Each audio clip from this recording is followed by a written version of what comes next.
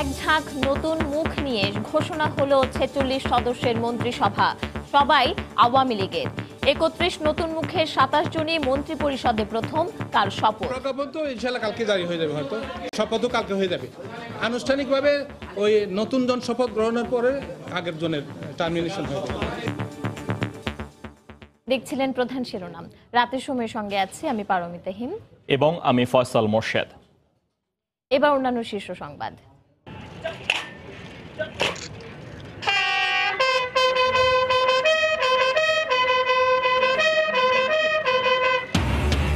সর্বোচ্চ রাষ্ট্রীয় সম্মানে সৈয়দ আশরাফকে বিদায়। সংসদ ভবনে প্রথম জানাজায় অংশ নিলেন রাষ্ট্রপতি। প্রধানমন্ত্রী শ্রদ্ধা, শোলাকিয়ায় আবেগ ঘন পরিবেশ।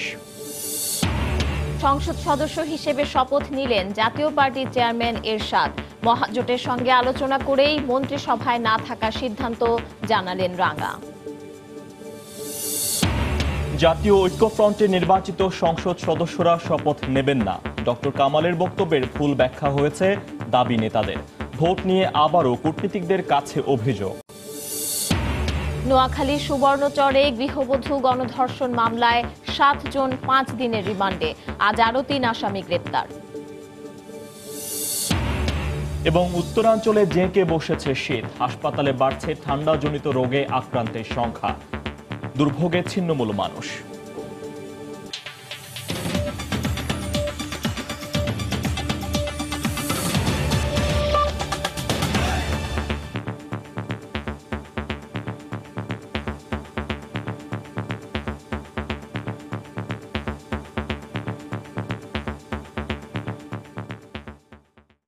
এক ঝাঁক নতুন মুখ নিয়ে ঘোষণা করা হলো মন্ত্রিসভার ৪৬ সদস্যের নাম। নতুন মন্ত্রিসভার সবাই আওয়ামী লীগের। পূর্ণমন্ত্রী থাকছেন ২৪ জন, প্রতিমন্ত্রী ১৯ এবং উপমন্ত্রী ৩ জন। ৩১ নতুন মুখের মধ্যে ২৭ জনই প্রথমবারের মতো স্থান পেয়েছেন মন্ত্রিসভায়। ওবায়দুল কাদের ও ইয়াফেজ ওসমান ছাড়া ২ মেয়াদে মন্ত্রী ছিলেন এমন কেউ স্থান পাননি নতুন মন্ত্রিসভায়। একাদশ জাতীয় সংসদ নির্বাচনের পর গত ৩ জানুয়ারি নবনির্বাচিত সংসদ সদস্যরা শপথ নেন। সেদিনেই রাষ্ট্রপতি মোহাম্মদ আব্দুল হামিদ আওয়ামী লীগ সভাপতি শেখ হাসিনাকে মন্ত্রিসভা গঠনের আহ্বান জানান। রোববার সংবাদ সম্মেলনে মন্ত্রিপরিষদ সচিব নতুন মন্ত্রিসভার সদস্যদের নাম জানান।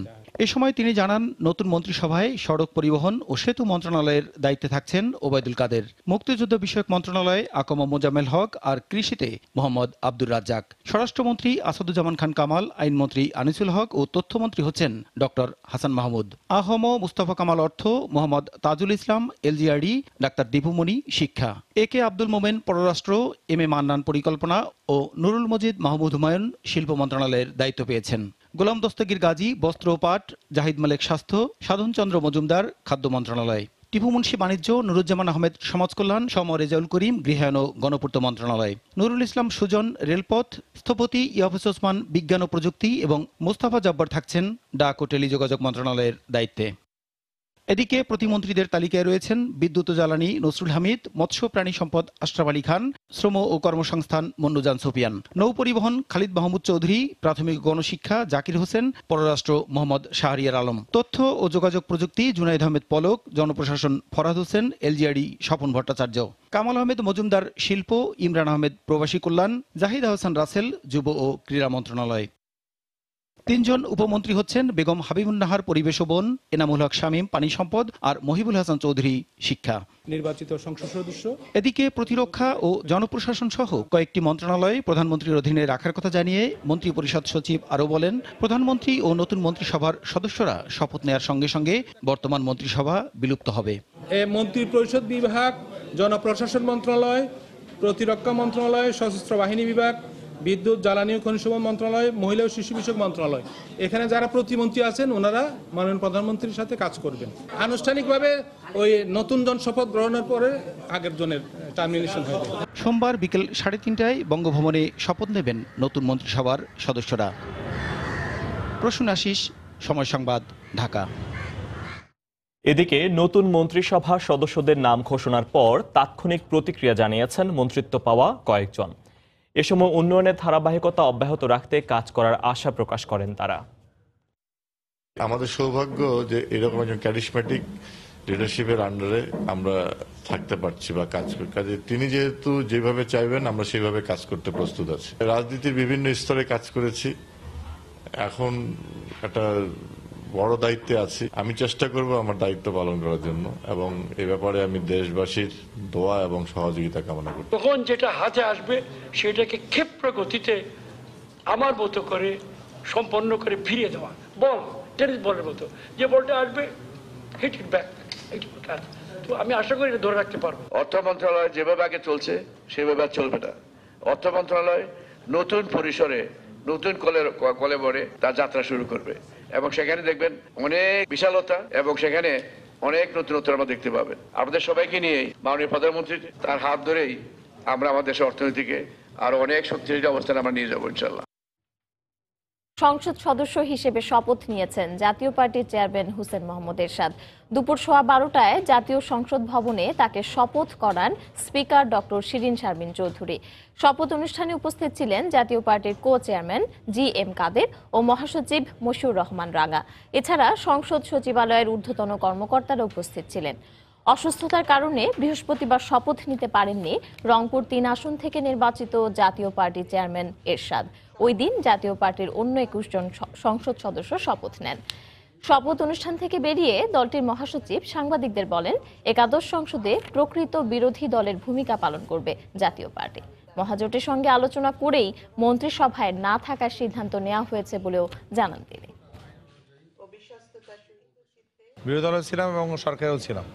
আমরা দেখেছি যে এতে আমাদের একটু সমস্যার সৃষ্টি হয়, কোনো সময় অনেক জবাবদিহি করতে হয় যে বিরোধী দল আবার সরকারি দল একসঙ্গে কিভাবে হয়। আমরা বিরোধী দলের মতোই ভূমিকা রাখবো। এর কারণে হয়তো আমরা খানিকটা বিচলিত হব বিভিন্ন সময়। আমাদের সংসদ সদস্য তারা কেউই মন্ত্রিসভায় অংশগ্রহণ করবে না। মহাজোটের সঙ্গে টেলিফোনে আমি কথা বলেছি ওনাদের সাধারণ সম্পাদক সাহেবের সঙ্গে। তিনি বলেছেন যে আপনারা এবার বিরোধী দলেই থাকতে পারেন, অসুবিধা হলে পরে আমরা আবার আলোচনা করবো, অসুবিধা কিছু না, আমার কাছে মনে হয় না। ডক্টর কামাল হোসেনের ঘোষণার পরদিনই অবস্থান বদলে গেল জাতীয় ঐক্যফ্রন্টের। ডক্টর কামাল হোসেন নির্বাচনে গণফোরামের বিজয়ী প্রার্থীর শপথ নেয়ার বিষয়ে ইতিবাচক সাড়া দিলেও আজ ঐক্যফ্রন্টের পক্ষ থেকে তা নাকচ করা হয়। সকালে রাজধানীর মতিঝিলে ডক্টর কামাল হোসেনের চেম্বারে ঐক্যফ্রন্টের স্টিয়ারিং কমিটির বৈঠকে এই সিদ্ধান্ত নেওয়া হয়। এদিকে সন্ধ্যায় কূটনীতিকদের সঙ্গে বৈঠক করে আবারও ভোটে অনিয়মের বিষয়ে অভিযোগ তোলেন ঐক্যফ্রন্টের শীর্ষ নেতারা। এটা সুনির্দিষ্ট আলোচনা করে আমরা সিদ্ধান্ত নেব। তো আমার নিজের ধারণা যে ইতিবাচক সিদ্ধান্ত আমরা নেব। জাতীয় ঐক্যফ্রন্টের বিজয়ী প্রার্থীরা শপথ নিয়ে সংসদে যাবেন কিনা তা নিয়ে যখন জল্পনা কল্পনা তুঙ্গে, তখনই গণমাধ্যমের সামনে এভাবেই ইতিবাচক মনোভাব ব্যক্ত করেন গণফোরাম সভাপতি ডক্টর কামাল হোসেন। কিন্তু রাত পেরোতেই বদলে যায় অবস্থান। রোববার সকালে জাতীয় ঐক্যফ্রন্টের স্টিয়ারিং কমিটির বৈঠকের পর শনিবার বিকালে নেওয়া সিদ্ধান্ত থেকে সরে আসে গণফোরাম। বিএনপির মহাসচিব মির্জা ফখরুল ইসলাম আলমগীর সহ শীর্ষ নেতাদের নিয়ে মতিঝিলে ডক্টর কামাল হোসেনের চেম্বারে অনুষ্ঠিত বৈঠক শেষে সাংবাদিকদের মুখোমুখি হয়ে গণফোরাম সাধারণ সম্পাদক বলেন, শপথ নিয়ে ডক্টর কামাল হোসেনের বক্তব্যের ভুল ব্যাখ্যা করা হয়েছে। শপথ নেওয়ার কোনো কথা কখনো হয়নি। কালকে কিছু মিডিয়া অত্যন্ত ভুলভাবে এটা ব্যাখ্যা করেছে। কামাল হোসেন সাহেব কখনো ঘুরাক্ষরে বলেননি। সাধারণ সম্পাদকের বক্তব্য হিসাবে আমার যেটা গিয়েছিল সেই বক্তব্যে আমি পরিষ্কার বলেছি যে এই নির্বাচন অগ্রহণযোগ্য এবং আমরা অবিলম্বে একটা নিরপেক্ষ সরকারের অধীনে নির্বাচন চাই। এটা পরিষ্কার বলে দেওয়া হয়েছিল। সুতরাং এই নির্বাচনে আমাদের কেউ শপথ নেবে এই ধরনের কোনো কথা ঘুরাক্ষরে কামাল হোসেন সাহেব বলেননি।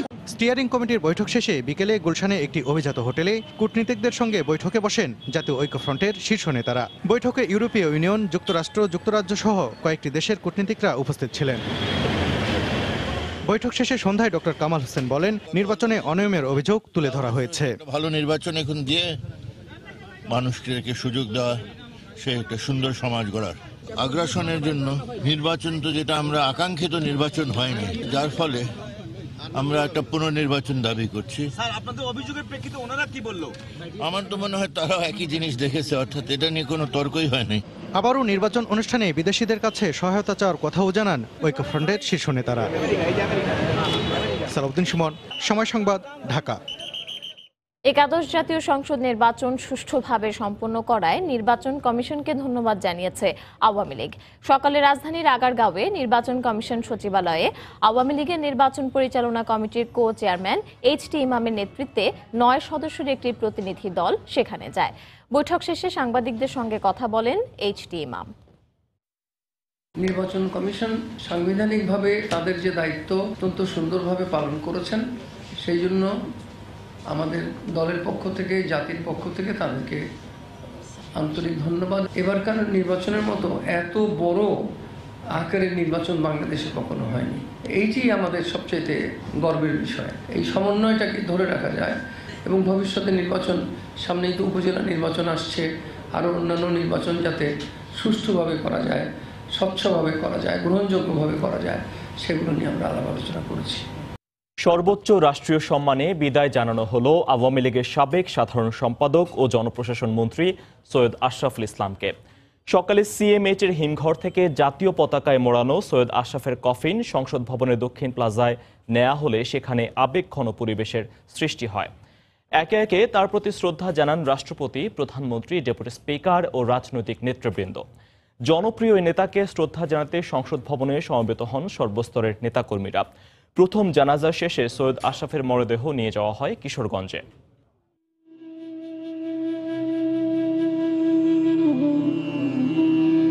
কথা ছিল সুস্থ হয়ে এখানে আসবেন, শপথ নেবেন পঞ্চমবারের মতো সংসদ সদস্য হিসেবে।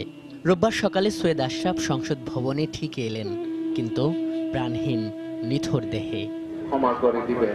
জননন্দিত এই নেতাকে শেষবারের মতো বিদায় জানাতে সকাল থেকেই সংসদ ভবনের দক্ষিণ প্লাজায় জড়ো হন রাজনীতির মাঠের দীর্ঘদিনের সহকর্মী, সহযোদ্ধারা।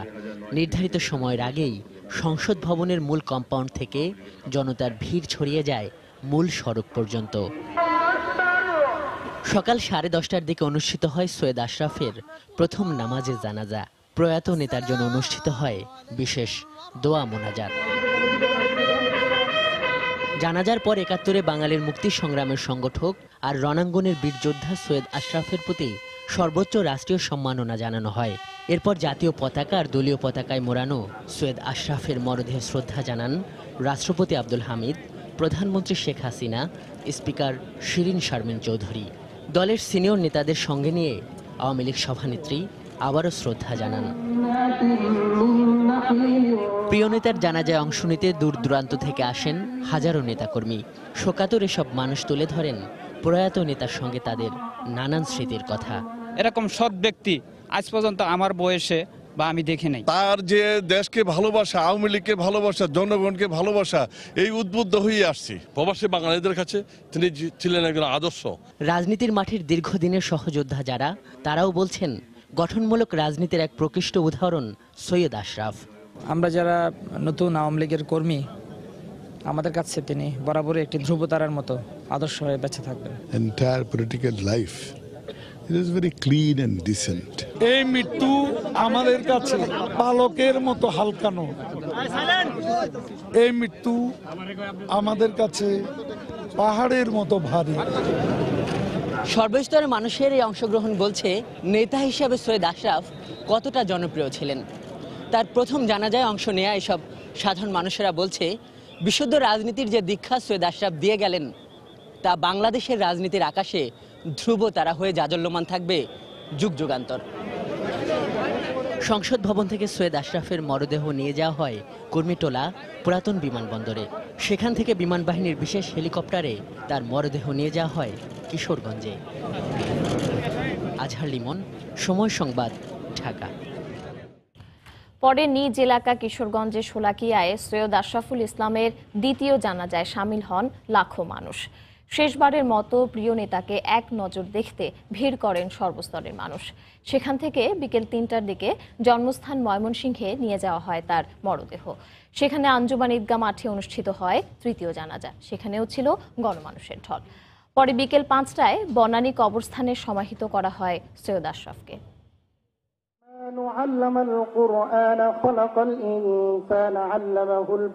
এ মাটির মানুষই নিজেদের প্রতিনিধি করে সৈয়দ আশরাফুল ইসলামকে ৫ বার পাঠান জাতীয় সংসদে। জনপ্রতিনিধি নির্বাচনে যে নেতাকে কখনো খালি হাতে ফেরাননি কিশোরগঞ্জের মানুষ, রোববার শেষবারের মতো সেই নেতাকে বিদায় জানাতে ঐতিহাসিক শোলাকিয়া ময়দান ছিল কানায় কানায় পূর্ণ। দুপুরে জানাজার কথা থাকলেও সকাল থেকে শোলাকিয়া ময়দানে জড়ো হন রাজনৈতিক সামাজিক সংগঠনের প্রতিনিধি সহ দূর দূরান্ত থেকে আসা সাধারণ মানুষ। আল্লাহু আকবার, আসসালামু আলাইকুম ওয়া রাহমাতুল্লাহ। দুপুর 1:15টায় অনুষ্ঠিত হয় সৈয়দ আশরাফের দ্বিতীয় জানাজা। ৭১-এর এই গেরিলা যোদ্ধাকে দেয়া হয় সর্বোচ্চ রাষ্ট্রীয় সম্মাননা।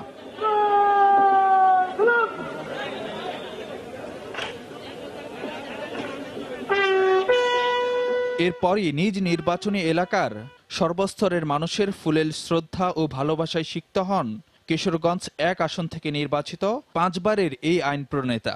সৈয়দ আশরাফ এর মতো রাজনৈতিক ব্যক্তিত্বরা কখনো মরে না। রাস্তাঘাট করছে, পুল করছে, ব্রিজ করছে, সবকিছু করছে। তার ভিতরে কোনো লোভ লালসা না, সে বড় লোক অনেক কোনো আশা করে না। জানাজায় অংশ নিতে এসে সবার কণ্ঠে ঝরল সৈয়দ আশরাফের উদারতার কথা। স্মরণ করেন কিশোরগঞ্জ নিয়ে তার উন্নয়ন ভাবনা। সাধারণ মানুষ যখন ওনার কাছে যাইতেন তখন উনি সুন্দরভাবে ব্যবহার করতেন। সৎ এবং আদর্শের প্রতীক ছিল, কিশোরগঞ্জের গর্বের অহংকার। সকল কিছুর ঊর্ধ্বে, দলমত নির্বিশেষের ঊর্ধ্বে তিনি নির্লোভ নির্মোহ মানুষ ছিলেন। কিশোরগঞ্জ, হুসেনপুর এবং বাংলাদেশের মানুষ একজন স্বচ্ছ রাজনীতিবিদ, একজন ভালো মানুষ, সৎ মানুষকে হারানো যা সমাজে এই বাংলাদেশে খুব দরকার ছিল তার।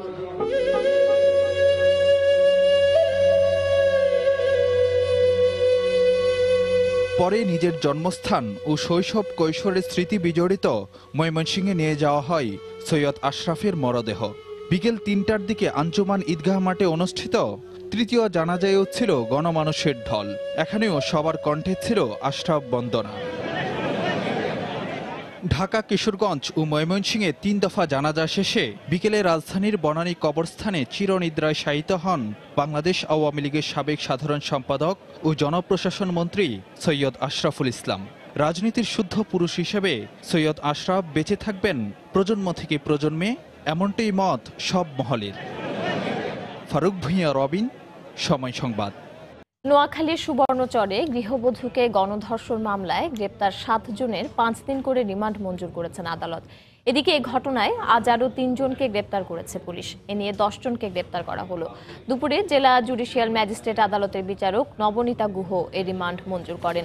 এর আগে 8 আসামিকে আদালতে হাজির করে মামলা তদন্ত কর্মকর্তা মোহাম্মদ ইব্রাহিম খলিল 7 দিন করে রিমান্ড আবেদন করেন। শুনানি শেষে 7 আসামির রিমান্ড মঞ্জুর করেন বিচারক। এদের 5 জনই এজাহারভুক্ত আসামি। এদিকে বিকেলে সুবর্ণচর ও সেনবাগে অভিযান চালিয়ে আবুল ও মুরাদ নামে 2 অভিযুক্তকে গ্রেপ্তার করা হয়। এর আগে ভোররাতে সুলতানপুর থেকে সালাউদ্দিন নামে আরও একজনকে গ্রেপ্তার করে পুলিশ। গত 30শে ডিসেম্বর রাতে সুবর্ণচরের একটি বাড়িতে স্কুল পড়ুয়া মেয়ে ও ছেলেকে বেঁধে রেখে গৃহবধূকে ধর্ষণ করে বখাটেরা। পরে এ ঘটনায় 9 জনকে আসামি করে থানায় মামলা করেন নির্যাতিতার স্বামী। রিমান্ডে এনে, যেহেতু আসামিরা আমরা 7 জনকে একসাথে পাচ্ছি, তাহলে আমরা রিমান্ডে এনে আমরা প্রকৃত ঘটনা উদ্ঘাটন করতে পারবো। পারুল আক্তার অনেকটা সুস্থতার দিকে যাচ্ছে। সে সুস্থ হলে আমরা তার 22 ধারার তার জবানবন্দির জন্য আদালতে প্রেরণ করব। পুলিশের পক্ষ থেকে দ্রুততম সময়ের মধ্যে অভিযুক্তদেরকে চার্জশিটেড করব এবং মামলাটি যেন দ্রুত বিচার ট্রাইব্যুনালে এনে বিচারের ব্যবস্থা করা যায়, সেই ব্যবস্থাও আমরা নিব। এদিকে নোয়াখালীর সুবর্ণচর উপজেলার নির্যাতিতার পরিবারের নিরাপত্তা, সামাজিক মর্যাদা ফিরিয়ে দেয়া ও তার পরিবারকে পুনর্বাসনের দাবি জানিয়েছে বাম গণতান্ত্রিক জোট। নির্যাতিত নারী ও পরিবারের সাথে সাক্ষাৎ শেষে ঢাকায় ফিরে সংবাদ সম্মেলনে এ দাবি জানায় তারা। এছাড়া আসামিদের দ্রুত বিচার করে শাস্তি নিশ্চিতের দাবি জানানো হয়। ঘটনার নেপথ্যের পরিকল্পনাকারী সহ ঘটনার সাথে জড়িত সকলকে এজাহারভুক্ত করে দ্রুত বিচার আইনে মামলা পরিচালনা ও দায়ীদের দৃষ্টান্তমূলক শাস্তি নিশ্চিত করতে হবে। নির্যাতিত নারীর সুচিকিৎসা ও তার পরিবারের পুনর্বাসন, নিরাপত্তা ও সামাজিক মর্যাদা নিশ্চিত করতে হবে। ঘটনাকে যাতে কোনো আইনি মারপ্যাচে অন্য খাতে প্রবাহিত না করতে পারে, তার জন্য যথাযথ ব্যবস্থা নিতে হবে। দুর্নীতি দমন কমিশনের মামলায় সাবেক মন্ত্রী ব্যারিস্টার নাজমুল হুদাকে কারাগারে পাঠানোর নির্দেশ দিয়েছেন আদালত। ঢাকার বিশেষ জজ আদালত 2 এর বিচারক HM রুহুল ইমরান এই আদেশ দেন। এর আগে নাজমুল হুদা আদালতে হাজির হয়ে আত্মসমর্পণ করে জামিন আবেদন করলে আদালত তার জামিন নামঞ্জুর করে কারাগারে পাঠানোর আদেশ দেন। আক্তার হোসেন লিমিটেড নামের একটি ঠিকাদারি প্রতিষ্ঠানের ব্যবস্থাপনা পরিচালক মীর জাহিদ হোসেনের কাছ থেকে 2,40,00,000 টাকা ঘুষ নেওয়ার অভিযোগে 2007 সালে নাজমুল হুদা ও তার স্ত্রীর বিরুদ্ধে ধানমন্ডি থানায় মামলা করে দুদক। এই মামলায় জাতীয় সংসদ ভবন সংলগ্ন MP হোস্টেলে স্থাপিত বিশেষ জজ আদালত একই বছরের 27 আগস্ট এক রায়ে নাজমুল হুদাকে 7 বছর ও সিগমা হুদাকে 3 বছরের কারাদণ্ড দেন। ঘন কুয়াশা আর ঠান্ডা বাতাসে উত্তরাঞ্চলে জেঁকে বসেছে শীত। এতে দুর্ভোগে পড়েছেন ছিন্নমূল মানুষ। এছাড়া দেশের বিভিন্ন এলাকায় তীব্র শীতে বেড়েছে ঠান্ডাজনিত রোগের প্রকোপ। আমাদের ব্যুরো রিপোর্টার ও জেলা প্রতিনিধিদের পাঠানো তথ্য ছবিতে রিপোর্ট। পদ্মা নদীর তীরঘেঁষা রাজশাহী শহরে দিনভর বইছে হিমেল হাওয়া। তীব্র শীতে দুর্ভোগে পড়েছেন বৃদ্ধ, শিশু আর ছিন্নমূল মানুষ। আবহাওয়া অফিস বলছে মাসের শেষ ভাগে শৈত্যপ্রবাহের সম্ভাবনা রয়েছে। রোববার সকাল 6টায় রাজশাহীতে সর্বনিম্ন তাপমাত্রা 8.4 ডিগ্রি সেলসিয়াস রেকর্ড করা হয়েছে। ঠান্ডাতে গাড়ি চালানি সমস্যা, ধরেন প্যাসেঞ্জারে বলছে যাওয়া লাগবে, তখন বাধ্য হয়ে আসা লাগছে। বাতাস হওয়ার কারণে চলতে ফিরতে বেশি সমস্যা হয়। সামনে 2-4 দিনের মধ্যে আকাশে মেঘ আসার সম্ভাবনা আছে। এই মেঘটা কেটে গেলে তাপমাত্রা আস্তে আস্তে কমতে পারে এবং একটা শৈত্যপ্রবাহের সম্ভাবনা আছে। প্রতিদিন সন্ধ্যার পর থেকে পরদিন সকাল পর্যন্ত কুয়াশা চাদরে ঢাকা থাকে নীলফামারীর বিভিন্ন এলাকা। রাস্তায় হেডলাইট জ্বালিয়ে চলে যানবাহন। হাড় কাঁপানো শীতে বিপর্যস্ত হতদরিদ্র মানুষ বাড়ির আঙিনায় খড়কুটো জ্বালিয়ে শীত নিবারণের চেষ্টা করছেন। সন্ধ্যার পর থেকে প্রচন্ড কুয়াশা চলে আসে এবং রাতে যথেষ্ট ঠান্ডা, খুবই শীত অনুভব করি। বিকালবেলা হলে আবার ফের ঠান্ডা শুরু হয়ে যায়, আমরা গাড়ি চালাতে পারি না, খুব কষ্ট লাগে। পঞ্চগড়ে বেলা পর্যন্ত দেখা মেলেনি সূর্যের। প্রচন্ড ঠান্ডার কারণে ঘর থেকে বের হতে পারছেন না অনেকেই। রাস্তায় যানবাহন কম থাকায় বিপাকে পড়েন অফিসগামী মানুষ। ঠান্ডা খুব, শীত খুব, হাত পা কবরা হয়, আগুনও গেলেও গরম হয় না। কনকনে হিমেল বাতাসের কারণে এই অঞ্চলে শীতের প্রকোপ আস্তে আস্তে বেড়ে চলেছে। এদিকে দক্ষিণাঞ্চলের জেলা পটুয়াখালীতে শীতের প্রকোপে বেড়েছে ঠান্ডাজনিত রোগ। হাসপাতালে বাড়ছে শ্বাসকষ্ট ও নিউমোনিয়া আক্রান্ত রোগীর সংখ্যা। শিশু ও বৃদ্ধদের সবসময় গরম কাপড় পরিধানের পরামর্শ চিকিৎসকদের। তৌফিক মাহমুদ, সময় সংবাদ। রংপুর সরকারি শিশু পরিবার এতিমখানায় চিকিৎসায় অবহেলায় এক শিশুর মৃত্যুর অভিযোগ উঠেছে। এ ঘটনার প্রতিবাদে বিক্ষোভ করেছে এতিমখানার 4 শতাধিক শিশু। এতিমদের অভিযোগ, গত 31শে ডিসেম্বর হোসনে নামে প্রথম শ্রেণীর এক ছাত্র ডায়রিয়ায় আক্রান্ত হলেও হাসপাতালে নেয়নি কর্তৃপক্ষ। অবস্থার অবনতি হলে 4 জানুয়ারি তাকে রংপুর মেডিকেল কলেজ হাসপাতালে নেওয়া হয়। রোববার সকালে চিকিৎসাধীন অবস্থায় হোসেনের মৃত্যু হয়। বিষয়টি প্রকাশ না করে নিহতের লাশ দাফন করা হয়। এই ঘটনার প্রতিবাদে বিক্ষোভ করে 4 শতাধিক এতিম শিশু। তবে অভিযোগ অস্বীকার করেছেন প্রতিষ্ঠানটির দায়িত্বরত কর্মকর্তা, সমাজ সেবা অধিদপ্তরের উপ-তত্ত্বাবধায়ক। মিয়ানমারে উপযুক্ত পরিবেশ সৃষ্টি না হওয়া ও রোহিঙ্গাদের অনীহার কারণে গত বছরের নভেম্বরে শুরু হয়নি প্রত্যাবাসন প্রক্রিয়া। তাই নতুন বছরে নতুন সরকারের কাছে স্থানীয়দের দাবি দ্রুত সময়ের মধ্যে রোহিঙ্গা প্রত্যাবাসন শুরু করা। নিরাপত্তা বিশ্লেষকরা বলছেন, রোহিঙ্গা প্রত্যাবাসনের জন্য নতুন সরকারকে চ্যালেঞ্জ নিতে হবে। সুজাউদ্দিন রুবেলের তথ্য ও মোহাম্মদ ফরাজের ছবি নিয়ে রিপোর্ট। দুদেশের চুক্তি অনুযায়ী গত বছরের নভেম্বরে তালিকাভুক্ত রোহিঙ্গাদের প্রত্যাবাসনের জন্য সব ধরনের প্রস্তুতি সম্পন্ন করেছিল বাংলাদেশ। কিন্তু নিরাপত্তা, নাগরিকত্ব নিয়ে রোহিঙ্গাদের অনীহা ও আন্তর্জাতিক সংস্থাগুলো মিয়ানমারে উপযুক্ত পরিবেশ তৈরি না হওয়ার দাবি করায় বন্ধ হয়ে যায় রোহিঙ্গা প্রত্যাবাসন কার্যক্রম।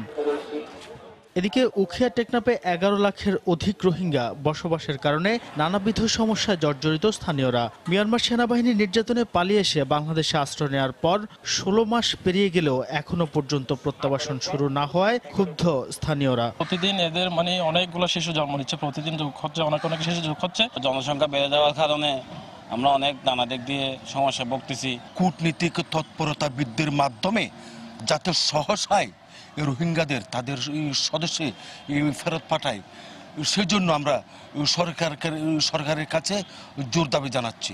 মিয়ানমারের অনীহা সত্ত্বেও দ্রুত সময়ের মধ্যে রোহিঙ্গা প্রত্যাবাসন কার্যক্রম শুরু করার জন্য নতুন সরকারকে চ্যালেঞ্জ নিতে হবে বলে মনে করছেন এই নিরাপত্তা বিশ্লেষক। নতুন সরকার এখন গঠন হবে, নতুন সরকারের আমি তো মনে করি যে একটা এই প্রসেসটা যেটা আগের থেকে হয়ে আসতেছে অব্যাহত থাকবে। আর শরণার্থী ত্রাণ ও প্রত্যাবাসন কমিশনার জানালেন, এবছর রোহিঙ্গাদের প্রত্যাবাসন কার্যক্রমের সূচনা করা বড় কাজ হিসেবে দেখছেন তিনি। বড় কাজ হচ্ছে যে ওই প্রত্যাবাসনের সূচনা করা এবং সেটাকে সে লক্ষ্যে যাবতীয় প্রস্তুতি এবং অন্যান্য কার্যক্রম সম্পন্ন করা, সেটি আমরা আমাদের তরফ থেকে সরকারের নির্দেশ অনুযায়ী কাজ করে যাচ্ছি। আমরা বাংলাদেশ ও মিয়ানমারের মধ্যে চুক্তি অনুযায়ী যাচাই বাছাইয়ের পর তালিকাভুক্ত 2260 জন রোহিঙ্গার মধ্যে প্রথম দফায় গত বছরের 15 নভেম্বর 150 জনকে নাইক্ষ্যংছড়ির ঘুমদুম সীমান্ত পয়েন্ট দিয়ে মিয়ানমার কর্তৃপক্ষের কাছে হস্তান্তরের পরিকল্পনা ছিল, কিন্তু তা আজও হয়নি।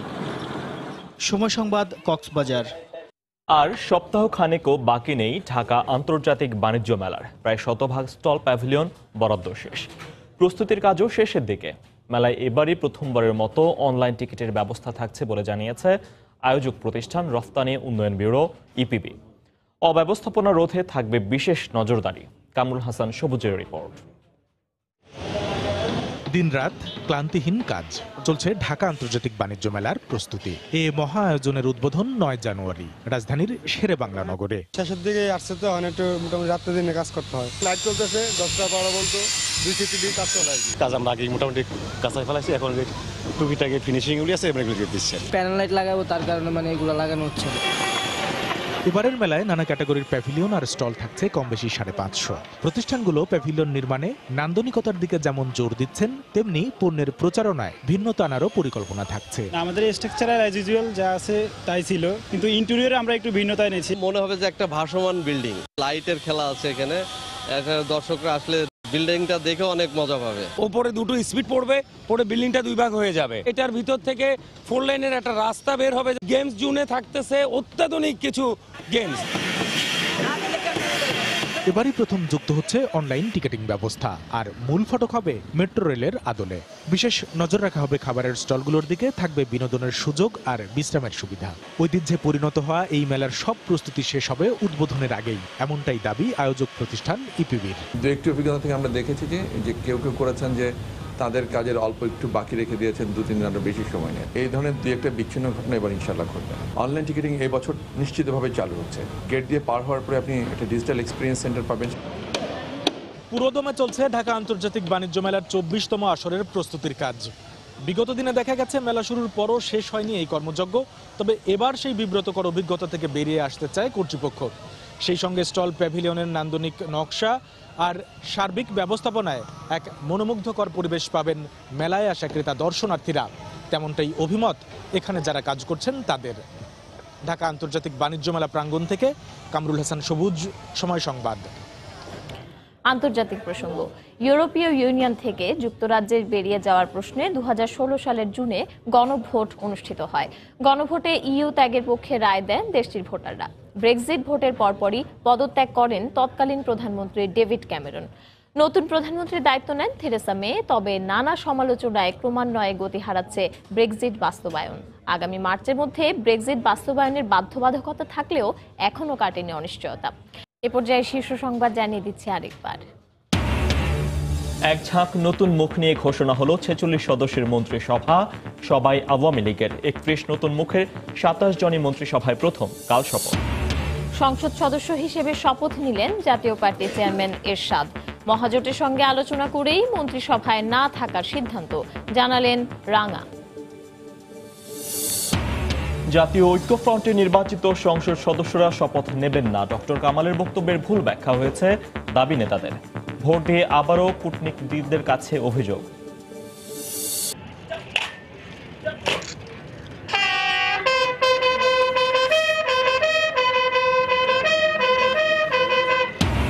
সর্বোচ্চ রাষ্ট্রীয় সম্মানে সৈয়দ আশরাফকে বিদায়। সংসদ ভবনে প্রথম জানাজায় অংশ নিলেন রাষ্ট্রপতি, প্রধানমন্ত্রীর শ্রদ্ধা। শোলাকিয়ায় আবেগ ঘন পরিবেশ। এবং নোয়াখালীর সুবর্ণচরে গৃহবধূ গণধর্ষণ মামলায় 7 জন 5 দিনের রিমান্ডে। আজ আরও 3 আসামি গ্রেফতার। মামলা ডিবিতে হস্তান্তর। এই ছিল রাতের সময়ে। আপনার মোবাইলে সময় সংবাদ দেখতে ও সকল খবর পেতে ডাউনলোড করুন সময় অ্যাপ। সঙ্গে থাকুন সময়।